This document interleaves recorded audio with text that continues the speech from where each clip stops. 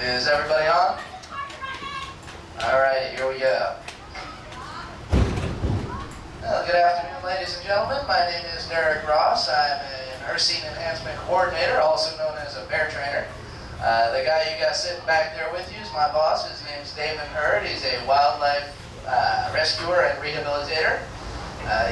We work with the Wildlife Education and Rehabilitation Incorporated, based out of Santa Maria Island in Tampa. Mixon Farms and the Wildlife Rehab joined up about 1.5 to 2 years ago. They let us keep some of our animals out here that are permanently injured, so we can have them on display and show them to people. Mixon Fruit Farms actually started back in 1935. They incorporated in 1939, and they've been growing fruits. They've been growing citrus out here ever since they started. Now, if you look off to your left, that area over there actually used to be owned by the Mixons, including what the school is on. And that small white house that's there is actually the Mixons' house. It's boarded up now. They sold the property about 8 years ago. Most of the citrus over there had diseases, so instead of actually pulling all the stuff out and spending a lot of money to get it back up and running, they figured it'd be better to just get rid of it and go ahead and build a bunch of extra stuff here. Now, we're entering the grove under the big M for Mixon Farms. There's some purple bougainvillea around us. Also, the red flowers that are just past it are Confederate jasmine. These spiky trees are yucca plants. There's also a Mexican bird of paradise on your right. If you look to your right in the mulch pile, those 3 trees right there are peach trees. They grow them out here just to have a little fun. They usually just give them away. Also on the right-hand side is the green pipe sticking out of the ground. That's one of the wells for the Mixon Fruit Farms. That goes down about 600 feet so to water the plants, and also we use it for the animals. Now, the pile of wood that's next to it is actually one of the things they used to do to keep the grove warm. It's all cypress. Now, well, the oranges that we're near right now are navel oranges. They're called that because they have a navel or belly button on the bottom of them. Now I'm going to go ahead and stop for a second up here so that we can show you a couple of things that are used during the picking. There we go. Now the first thing that Damon's going to show you is the picker's bag and the picker's bin. And the bag goes over the shoulder like that. It holds about 100 to 120 pounds of citrus. They pick it off, and you're just staring at me. Yeah, there you go. They pick off the trees, throw them into the bags, and dump them into that box over there by releasing the clip that's on there. Makes it a lot easier than having to dump 120 pounds of fruit over you. Now, it makes it easier to pick the plants that are on the ground over here. But in the back section, they have some plants or some trees that are a lot taller. They have to climb ladders that are up to 20 feet tall to get to them. You can head to the other side if you want. And it's normally me that's showing you the extra stuff today. It's him. Now, what he's next to right now is the smudge pot. Those were used up until the late 1980s to help keep the grove warm. They'd use that small can that he's got right there to light it, and then they would open the top of it so that the smoke would come out. And that would actually form around the grove and make it into a small greenhouse effect.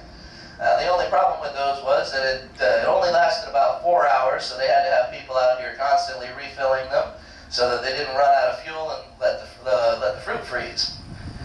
They stopped using those in the late 1980s because it was expensive to run it. They go through thousands of gallons a night. They moved on to the polypipe system, which is just underneath each tree.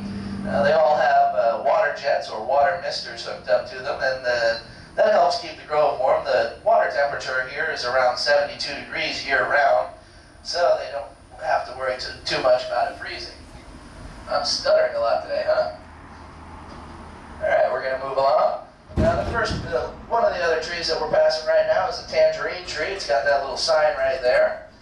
Tangerines are pretty sweet fruit. They're usually in November, or December I mean. They actually came in a little earlier in November. On the left-hand side is the Avon lemons. Those are used for general cooking. They use them for fish and stuff. They're ripe when they're fully yellow. The other fruit that we just passed, those large ones hanging just behind you on the right, those are pomelos. Pomelos are like a grapefruit. They're just larger. They're a little sweeter too. They weigh about 3 or 4 pounds. We don't have a whole lot of them, so they do get sold out pretty quick. What we're passing here on the left is the weather box. That's got a those throughout the grove to have them in different areas and tell you what the temperature was. If it got below freezing, they would actually cut the fruit open to check and make sure it wasn't damaged. If it was, they wouldn't sell it to the public. Now they use digital thermometers, so it does make it a lot easier to keep the grove warm. Now what we're passing here up on the left is the drainage ditch. Now they actually had to use dynamite to blast this drainage ditch out. It's got a very thick stone at the bottom of it, which is pretty hard, so it did take a lot of work to get that out of there. The drainage ditch is actually very important for this grove. These trees only need about 2 inches of water a week. Any more than that, there's a possibility they'll drown. Now this is also called Sugar Creek. It actually runs all the way down to the Braden River. And they call it Sugar Creek to remind everybody that this whole area used to be sugar plantations in the late 1800s. Now we're going to stop up here again just to show you a couple more unique plants that we have on the grove.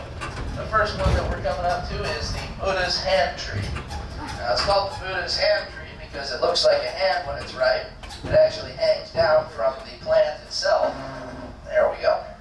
Now they also call it the Buddha's hand tree because it's originally from Asia, and they would leave the fruit from it at Buddhist temples as an offering. So they got the name Buddha's hand tree.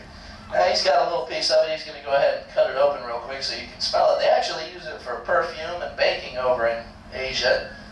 Anything else I can tell them about that? They do have a very large thorn, and if you back into it and you're not paying attention, it will poke you. And it does sting a little.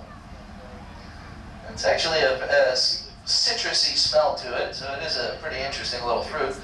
When they're green like that, they look like a lemony lime smell. I'm going to hand you this piece here. You can take that and smell it. And once you're done with it, you just toss it off the tram. But they smell very nice.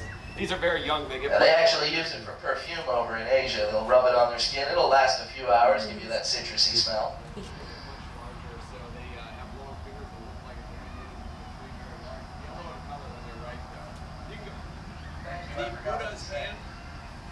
Buddha's hand, they were left in Buddhist temples. That's how they got their name in Asia. More commonly found in Asia. That's our only Buddha's hand tree here. We don't sell them, we just have them for show. Yeah, that is the only Buddha's hand tree that we have here. We don't sell them. We do give them out on the tours from time to time. I'm glad he reminded me because I forgot that. Now the next one that he's next to is a fruit cocktail tree. Those have Meyer lemons, navel oranges, and grapefruit. I don't think there's any oranges on it right now. Nope. Okay. There was a very small lemon on it earlier that I found. Yeah. Now, these are 3 different types of trees grafted into one. We sell these during the winter season for about $150. You can take them home and plant them. It's very beneficial if you have a small yard. You want a variety of fruit, plant one tree, get 3 different types of fruit. They take a chip from one tree, and with a bud on it, they chip a piece out of this tree, slide it in there, it grows off of there, so that's how they make those. The Buddha's hand tree, we will have some for sale later in the season. You see, normally Damon's the one who's running the tour. I'm the comic relief for it. Alright, we're going to start again. The next thing that we're coming up to is the wind machine. It's what they used in the 1960s for cold protection. Now what it does is, there's a fan blade on top with a diesel engine on the bottom. It actually rotates and blows wind out. It will cover about a 5 to 10 acre area. And that actually causes friction and helps keep frost from forming. Now the next one that we're stopping next to is a variegated lemon tree. It's actually a pink lemon. He's going to get a knife and show you one of them. That's what they use for pink lemonade. It does take a bit of sugar to get it sweet. It's a very interesting lemon. It's got green stripes on it before it gets ripe. It does have some pretty good thorns on the plant itself too. And it smells pretty good also. Yes, these smell like pink lemonade, however, they're usually pretty bitter to eat. Fresh off the tree though, it is very sour. He's going to go ahead and cut up a couple to pass them out. If you don't want to keep it or whatever, just throw it off to the side. It is biodegradable. It's not the only piece of fruit that'll be rotting on the ground.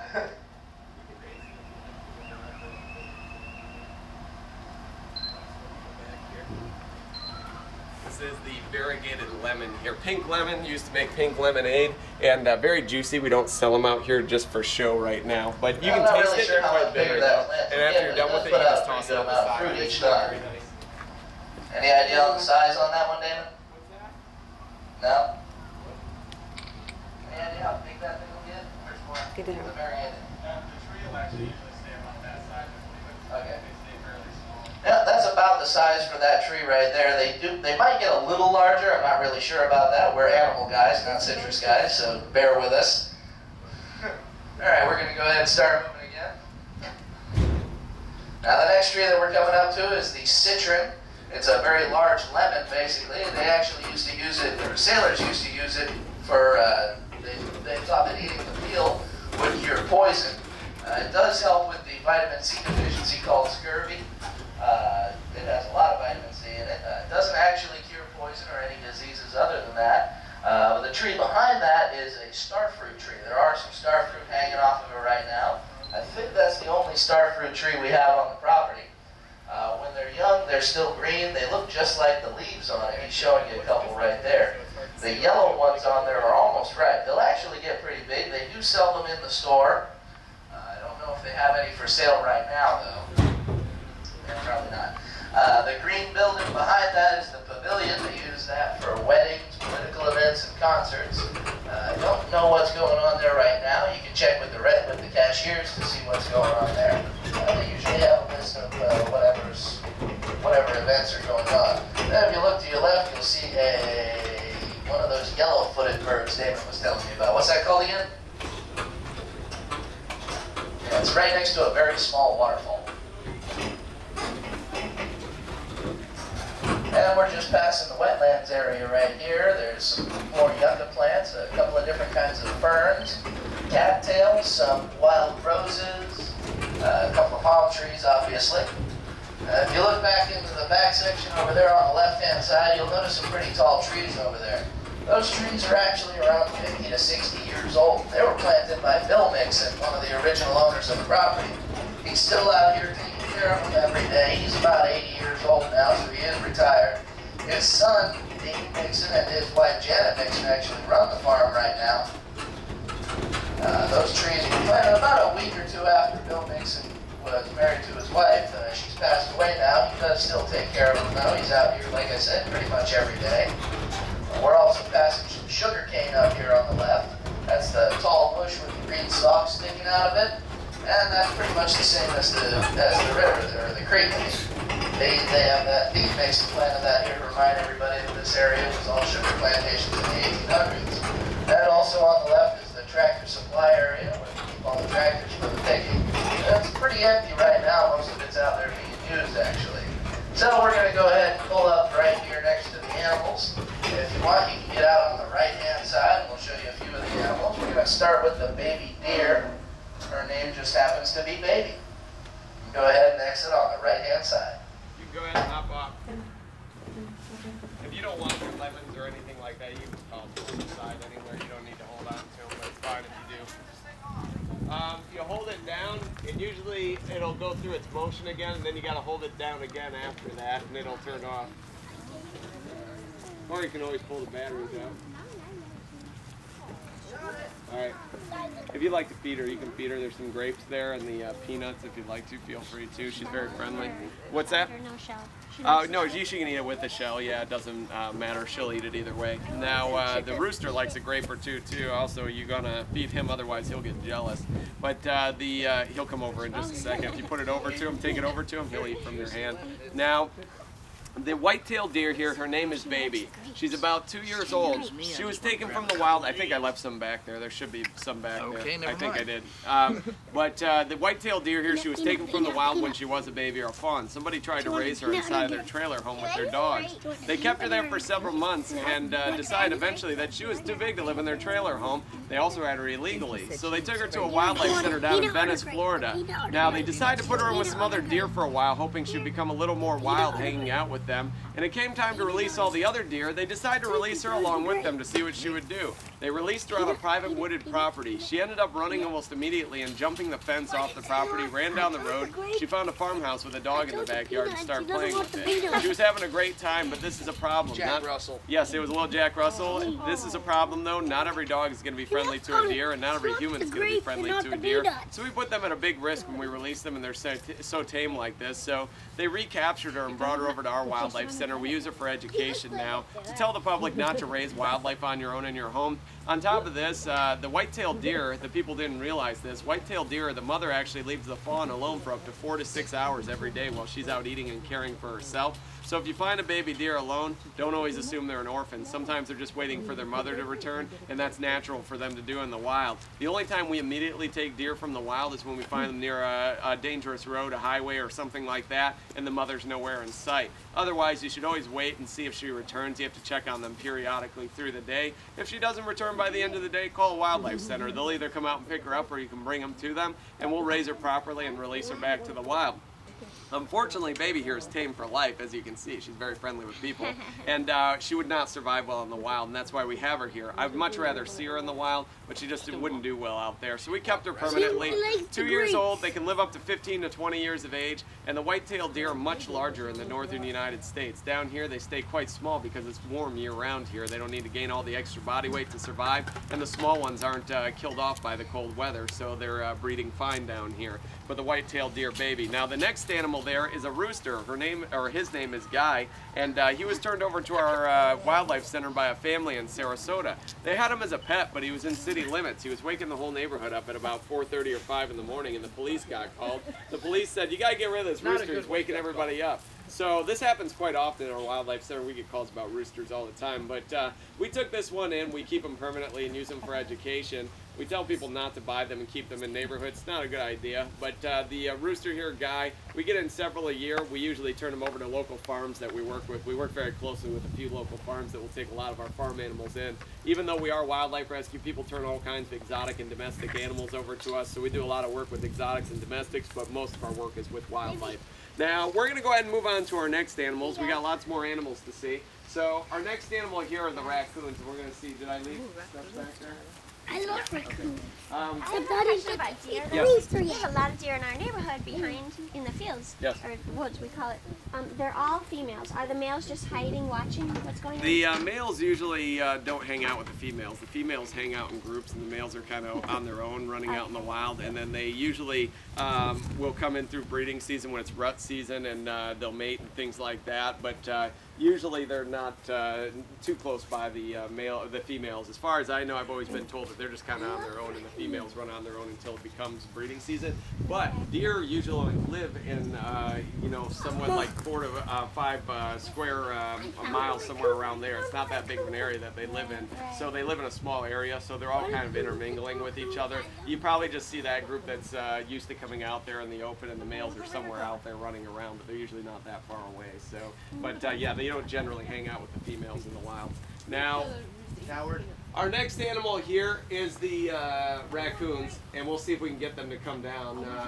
Derek's putting some snacks in there for them. One of these raccoons is a blonde raccoon. It's white in color. Blonde one always comes down. Yes, the blonde one, yeah, she loves to eat her food. Now, and you notice the differences in their sizes, and you can tell who eats more than the other there. Now, the raccoon here is a blonde raccoon. You notice she doesn't have a black face mask like regular raccoons do. Blonde raccoons are not albino, they're just blonde in color. The problem with that is, though, is that they stand out in the wild compared to the other raccoons, and they usually get picked out by predators in their first year of life. We found these 2 raccoons. There was another one up in the house up there. We found them on the side of the road. They were babies. Their mother was hit by a car, and she didn't survive. So we took the 2 babies in and we raised them, and we kept them permanently because blondes don't survive in the wild very well. So we kept them together. The raccoons are known to live up to 20 years in captivity. These 2 are 2 years old. And raccoons are very intelligent animals. Most people don't like them. They consider them a nuisance because they're so smart. They can break into your house, get in your trash cans, get in your attic, and have babies. They cause all kinds of property damage. So most people don't like them. But the usual reason for them coming around your home in the first place is because somebody's leaving a food source available in your neighborhood. If you leave cat food out, open trash cans, things like this, it attracts them. So we ask that you always try to keep as clean as possible. Don't leave food out for other animals. It attracts a lot of animals you don't want around. And the raccoons here carry a lot of disease as well, and we vaccinate all raccoons that we get into before we release them to the wild. We release many to the wild, but we release them as far away from humans as possible. On state lands, county lands, and private properties, we get approval to do so. Now, the raccoons here, Snowball and Bandit, will be kept permanently. We work with hundreds at our wildlife center. Raccoons, like I said, are very intelligent. Some of them have been known to crack combinations, solve puzzles, and even be able to remember a task or a problem they've solved for up to 3 years after the first time they've solved it. So they are very intelligent. We just ask that you don't feed them. I love seeing them in the wild, not in our backyards. They carry a lot of disease that transfer to humans and to animals. Leptospirosis is a big one that they carry, and they can urinate on the ground in your neighborhood, and if you walk through it or get it on your hands or somehow, they can end up giving it to you, so it can be a very dangerous one. So love playing in insulation. yeah, they do. They like to play in insulation a lot. They tear it apart and make nests in it. Now, we're going to move ahead and work on our next animals here. Our next animal here is a striped skunk. Her name is Skunk Fu. Derek's going to try and get her to come out for us. I love skunk. Do you? All right, so... Wait till you get sprayed by one. You won't Yeah, like him you after won't like him that. very much anymore after that. I've been sprayed by skunks before. It's a very horrible experience. Now, this skunk here is named Skunk Fu. She was somebody's pet. They turned her over to us because she was attacking the owner. They couldn't handle her at all anymore. You can buy skunks as pets in the United States. I do not recommend doing this. Still pretty Even though potent. skunks are sold as pets, they're deglanded when they're sold. They can still stink up your whole house. They secrete some of that material sometimes and stink up the house. And on top of this, there's no official rabies vaccine approved for them. You can vaccinate them, but it's not approved. And also, these guys have been known to become aggressive. If you don't spend enough time with them, they will sometimes bite and attack. And this one was turned over to us by the owner because she was being aggressive and attacking the owner. So we took her in. We use her for education. The striped skunk here, we've spent a lot of time with her. She doesn't bite us anymore or attack us. However, you can see she doesn't like to be handled. She runs away. But we've been forcing her more and more to spend time with us, hoping that she'll become a little more friendly with us, and it doesn't have to be such a stressful relationship between us out here. But the striped skunk here, deglanded out in the wild, they can spray over 10 feet away from their body, and you can smell them for up to 20 miles away. Like I said, I've been sprayed by skunks, and it's a great deterrent. Most animals will not attack them or go after them in the wild because they stink so bad. But the number one predator of a skunk in the wild is a great horned owl. Great horned owls can't smell that well, and they don't mind attacking them and eating them in the wild, so they will attack them. But the striped skunk here, she's a swirled skunk, more white on her body. The wild ones have more black with thinner white stripes, and this one was bred in captivity. But the striped skunk, Skunk Fu is her name. She's a female, and she's about 3 years old. The striped skunk there. Native to Florida, they're mostly found in central and northern Florida, but in southern Florida we have a lot of spotted skunks, which are like black ferrets with spots, white spots on them. Now we're going to move on to our next animals, which are our pig. It is our pig, and his name is Joe.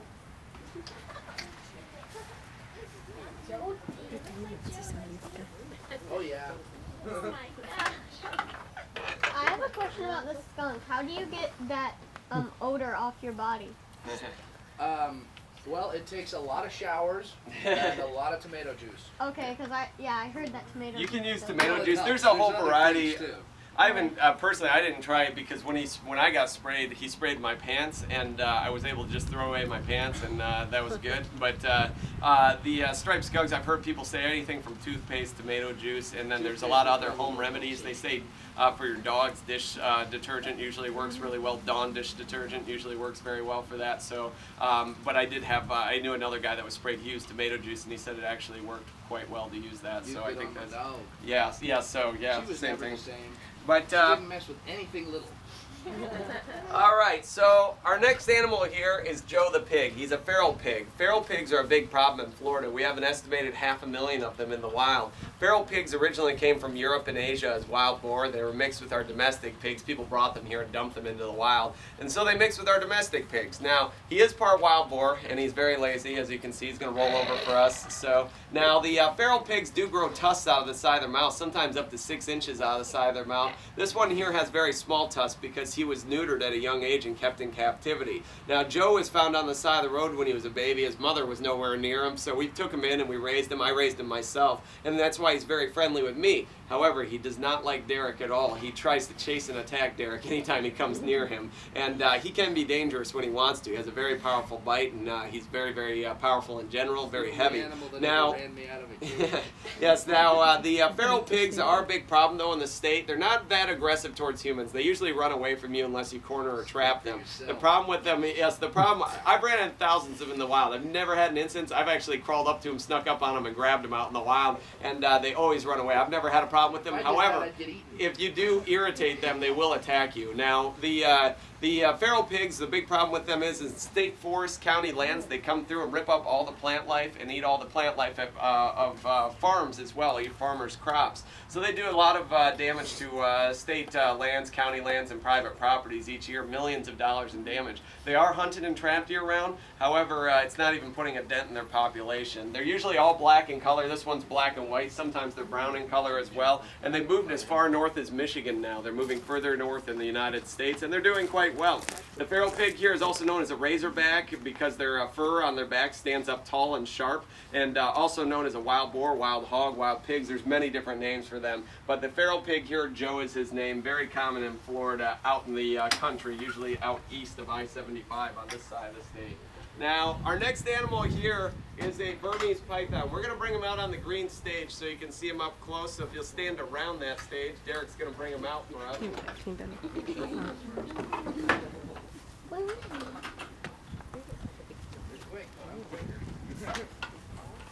Now, Derek just caught this little guy, so he told me to bring him out and show him. This is an anole. Anoles are Cuban brown anoles. They're not native here to Florida, but we find them all over the state now. There used to be the green anole that's higher up in the trees now. These guys ran them out of the area. But the little anoles here, they're fairly harmless. This is as big as he gets. Even if he bites you, a lot of times it doesn't hurt at all. Touch him here.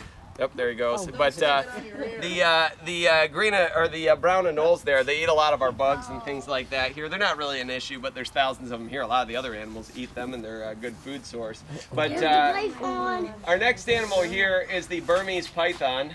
And working on it. The Burmese python is native to Southeast Asia. They do not belong in Florida, but we have somewhere between 30 and 50,000 in the wild now in the state. People bought them as pets and dumped them because they get too big to take care of. They're now illegal to own as pets. You can no longer buy these as pets in the state of Florida.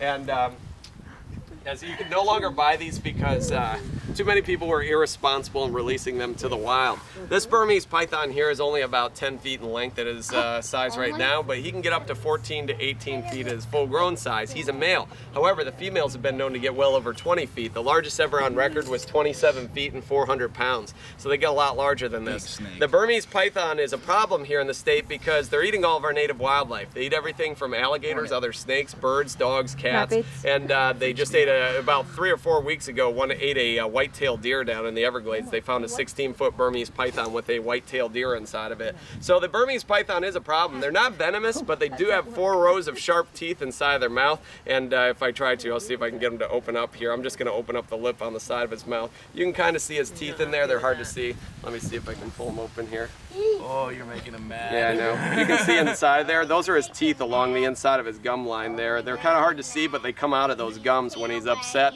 and or when he's eating. Now, the Burmese python here, it has heat pits along the front of its face designed for detecting body heat of other animals. They can detect it down to the fraction of a degree. And this guy here is quite friendly. As long as you handle him a lot and feed him regularly, very unlikely to strike or attack. But the Burmese python is going to get a lot larger. These are illegal to own as pets. We're a permitted python facility. The biggest reason we have them here is to tell you not to release your pets to the wild. That's why these are a big problem in the state, because too many people are releasing them. The other reason why these are illegal is because a small child was killed by one in Central Florida about 2 years ago. Somebody had one as a pet. They left their cage open and they hadn't fed the python in a long time. It snuck out and wrapped around their daughter. It did not eat her, but she couldn't breathe, and this is why she died. And this is a very good reason why most people should not own these. Now, the Burmese python is very powerful, and the one that killed that child was only 8 feet in length. This one's about 10 feet, so it was actually a lot smaller than this one here. So it doesn't take much for these snakes. The Burmese python, one big solid muscle and very sharp teeth inside. Does anybody else want to touch the snake before it goes back?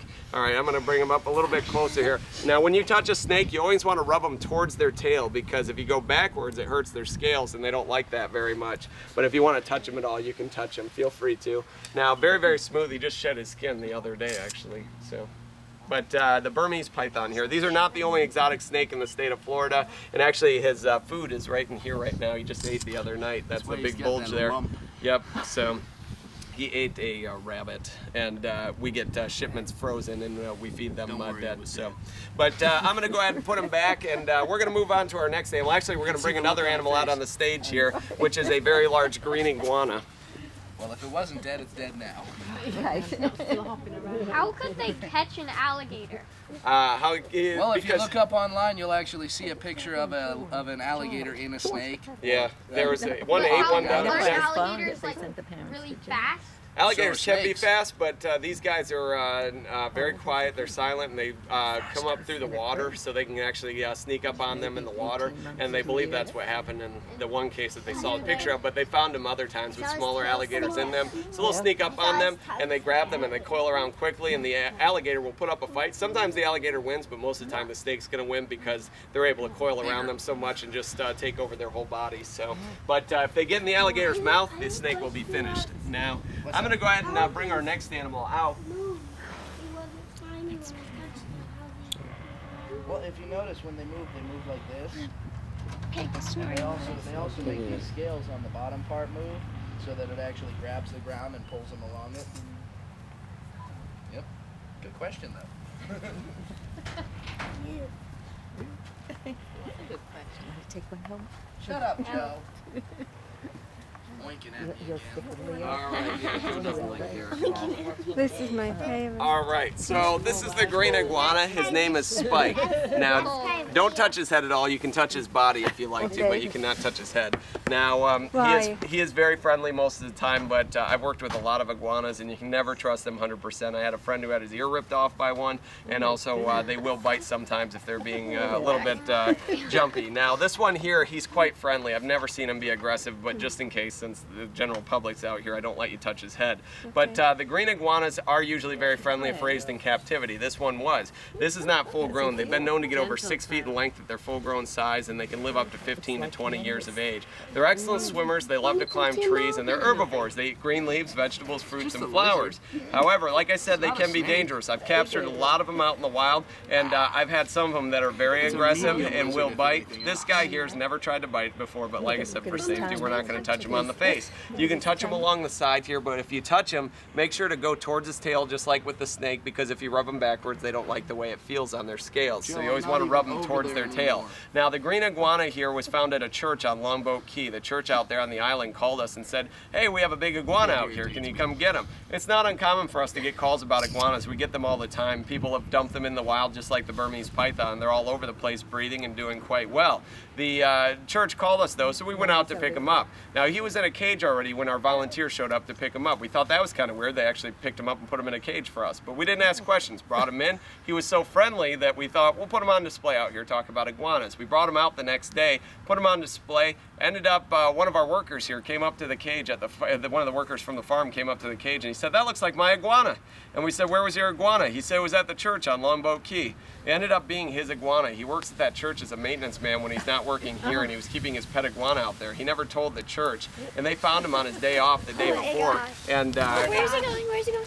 he's not going. He won't go anywhere fast. He's actually quite slow most of the time. So I think you can manage that, right? yes, I'm fine. Now. Tried to escape. Yes, most of the time he actually goes back to his cage when he takes off. But the green iguanas can be fast when they want to, but he moves quite slow most of the time now.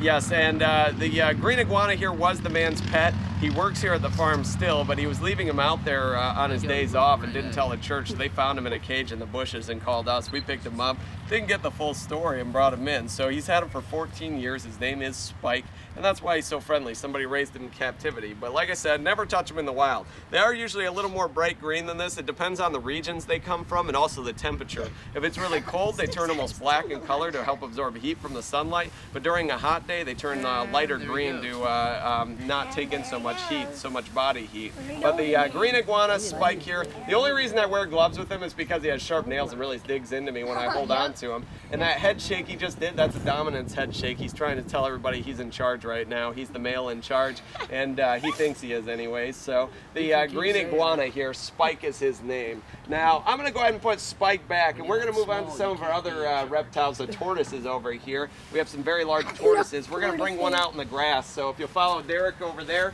he'll bring one out. Say bye to Spike. Bye, Spike. Spike is a cool guy. He's in the box. That's fine. How heavy are they? This one weighs about 25 pounds, roughly. Excuse me. Oh my goodness. Yeah, maybe 30. Can we touch him? Yeah, you can touch them, but the same thing with the other ones. Don't touch them on the head. They get a little goofy about that. They don't actually bite, so you're lucky there.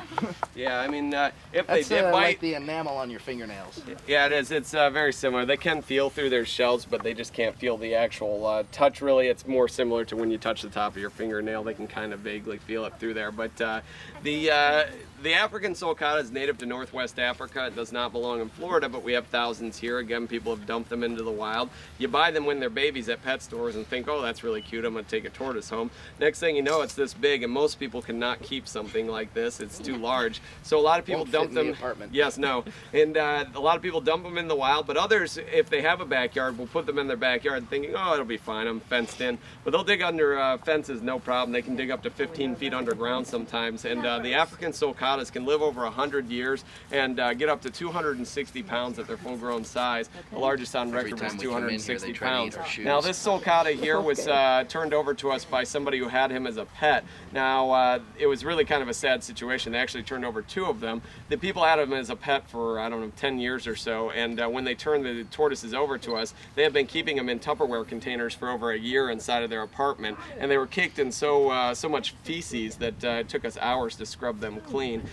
So this is a very good reason why most people should not keep these types of animals as pets. They get too large for the average person. So if you ever see a pet at a pet store that you want to buy, think thoroughly before buying them and do your research before buying them. Pet stores aren't concerned with telling you what the animal size gets to and how long they live. They're just concerned with making money off the animal. So always think before you buy stuff. But the African sulcatas here, they're herbivores, and they live a long time, eat a lot of food, and they get very large. Not a good animal to keep as a pet. They also cannot swim. If you threw this tortoise in water, it would sink. You'll notice their back feet look like elephants' feet. They're designed for walking on land, not for swimming through the water like aquatic turtles are. So the tortoise here lives on land. They like to dig in the ground to help keep cool during hot days. Now another African sulcata here. Actually, these two are the two that were brought together, and their shells are more bumpy than the rest because they were fed a bad diet for a long period of time, and it deformed their shells, and they get calcium deposits from too much calcium. And the other tortoises, you know, have more flat, rounded shells. These guys have big bumps all over them. Okay, the spurs are definitely for defense. What are those? The back. They're like spikes? These here, that's why they call them the spur-thighed tortoise. Those are their thighs there, and they have those there most likely to protect from predators trying to attack them. If you try to bite something like that, it's not going to feel very good inside of your mouth. So there's almost no natural predators here in the state of Florida for them. They're just too powerful. We actually see cars run them over sometimes, and they don't even have a crack in their shell most of the time. But we do have one in here inside of the house that has a crack in its shell. It's run over, but it's healed now, but it's permanently damaged looking. It sticks out to the side. So the African sulcatas, I'm going to bring this one back in, and we'll move on to our next animals. So they are wild here in Florida? They're not native to Florida. They belong in Africa, but we have them in Florida now. But yes, we have native tortoises here in Florida, though. That might be the one that you saw. There is a native tortoise called the gopher tortoise. It's much smaller. It's brown in color, darker brown in color, and they have a very smooth shell. That's the biggest reason why we don't want these guys in the wild, because our native tortoise is a threatened species. It's on the verge of becoming an endangered species. There's so little. Funny little dance. Even though we see big pockets of them in certain areas, they're throughout the southern United States. They're dying out mostly due to development, people building. But these tortoises will bully them and push them out of their territory, and that's the reason why we don't want these in the wild, because they will push our native tortoise out. The native tortoise is called the gopher tortoise, and they make big holes in the ground, burrows in the ground as well. Now, our next animal here is Sandy the sandhill crane. Now, the sandhill cranes are native to Florida, and if you've lived here, you've most likely seen them at one time or another. They live mostly on golf courses or big open fields, housing developments, things like that.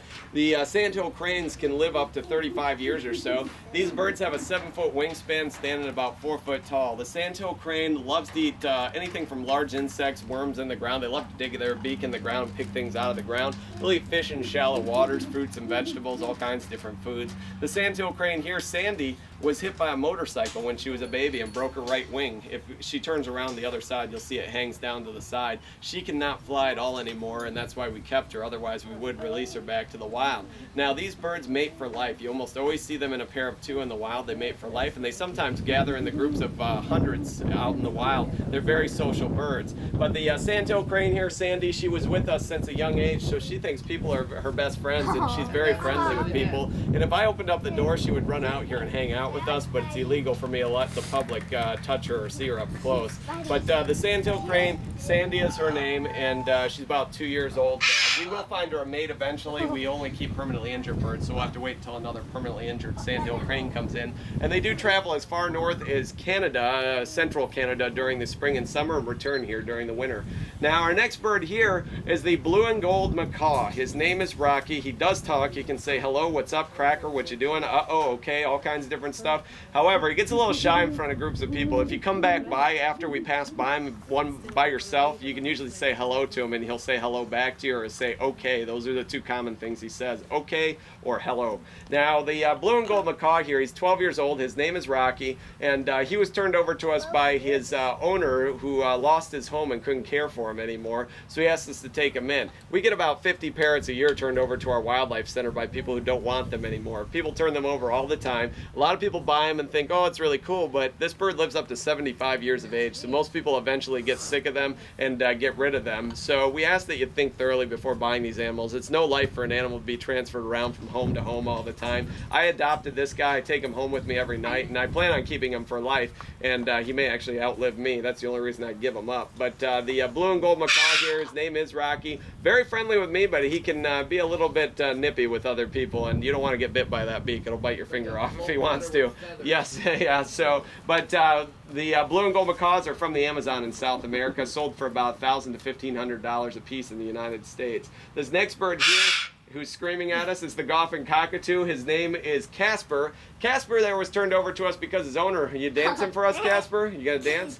Now, if you, hey, a lot of times if you go like that, he'll start dancing, he'll go along with it, but he also waves at you and things like that. But the Goffin cockatoos, or cockatoos in general, are the most intelligent birds on the planet. They're the only bird that they've studied and found that they can actually learn the meaning behind the words that they say. They don't just imitate, they can actually learn what they're talking about. The Goffin cockatoo is one of the smallest in the cockatoo family, and even though he's mostly white in color, the base of all of his feathers are pink. So when he puffs up, you can see pink on the underside of all of his feathers. But the cockatoo here, his name is Casper. His owner moved to Puerto Rico, couldn't care for him, so I adopted him. I take him home with me every night too, and they're very fun. Last night I played with them most of the night, and they're really great. They'll dance to music and sing and all kinds of different stuff. But the cockatoo and the macaw there. Now, if you ever really truly want a parrot, number one, I recommend you go to a parrot rescue and adopt one instead of buying them from a pet store. But also, when you go there, talk to them, ask them what fits your lifestyle correctly. I recommend starting with something that doesn't live that long, something like maybe lives up to 20 years or so, one of the smaller parrots,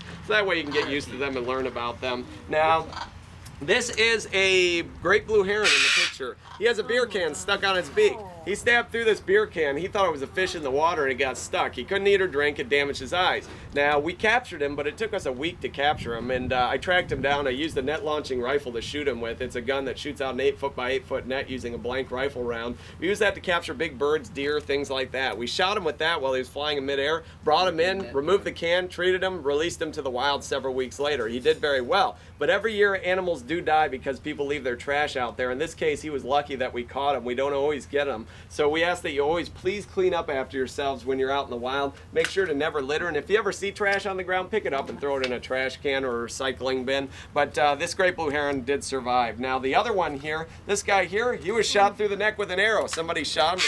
They're out bow fishing. They decided to shoot this arrow through his neck. Now, it took us a while to capture him, but we did get him, and our doctor surgically removed the arrow from his neck, and we released him back to the wild. It's illegal to shoot great blue herons, and he was very lucky that it didn't hit the bones in his neck. It missed everything and went straight through. He couldn't eat, though. He kept trying to swallow fish, and they would just cough him back up because they could only go halfway down. So we captured him. We did treat him. We released him. He did very well. And we see many animals abused every year by people, so we ask that you always report abuse to wildlife. I'm going to show you another one quick, and then we'll move on. You'll see here, this is the x-ray of a bobcat, which is in the picture below. Now, he was hit by a car. He broke his leg. That bone there is supposed to be attached there, so he actually actually broke his leg and it just overlapped itself. So it was a pretty severe fracture. He also had road rash. His fur was torn off half his body. But our doctor was able to surgically repair his bone. We had a bone surgeon go in and repair that leg. And then on top of that, we treated all of his wounds on his body. This is on his day of release about 3 months later. He did very well. He went back to the wild. So we are able to save a lot of wildlife. So if you ever have an injured animal, you can call us. We're always happy to help. This is less than 2 months. Another reminder, less than 2 months worth of fishing line, lures, and hooks we pull off of birds at our wildlife center. We ask that you always clean up, especially after fishing. And if you see this type of stuff on the beaches, pick it up, throw it in a trash can or recycling bin so it doesn't end up on the birds. We see so many birds every year die because of this stuff, so it really does help us if you clean that stuff up. Now, I know what that animal is. what is it? It's a great horned owl. That's very good. Where'd you learn that from? Do you know? On TV. TV, that's good. Now, the great horned owl here is one of the largest owls in the United States. Do you know any more information about the great horned owl? Do you remember anything about him? Yeah, it's called the great horned owl because his ears look like big horns. They on do, his yes, head. yeah. And those are actually tufts of feathers that help reflect sound into their ears. Their ears are actually right along the side of their eyeballs, and they're actually quite big holes on the side of their head there. But those help reflect the sound so they can hear. Now, the horns, like you said, they're the tufts of feathers that stand up on the top. That's how they got their name. And the great horned owls can live up to 45 to 50 years of age. They mate for life. They always stay together with the same mate. Sometimes, like in life with everybody else, they do have little disputes and they end up separating, but most of the time they stay together. The great horned owls will be very aggressive animals in the wild, especially during nesting season. They will attack humans during nesting season. If you come near their babies or their nest, they love to protect their babies, and they're very good at it. These birds have over 500 pounds of pressure per square inch in their talons. They can crush bones with them. They'll attack Canada geese, wild turkey, skunk, opossum, raccoons, rats, and rabbits in the wild and eat them. These two here, there are two here. One of them's up top. That's the male. He's watching over the female right now because the female is down behind the wood board down at the bottom. She's nesting right now. We covered her up because she has her nest on the ground. He's watching over. If you went in there right now, he would attack you. Now, she's never had fertile eggs, but she lays eggs every year. We have let her raise orphan babies in the past, though, and she's done quite well with them. But these two owls are mated pair. Their names are Horton and Spock. They're here because they were both hit by cars about 10 years ago, and both have broken wings. The one up top there, he can still fly enough to get around the cage, but he fractured his humerus. It's overlapping itself. It's healed, but his wing is shorter on one side. He can't fly.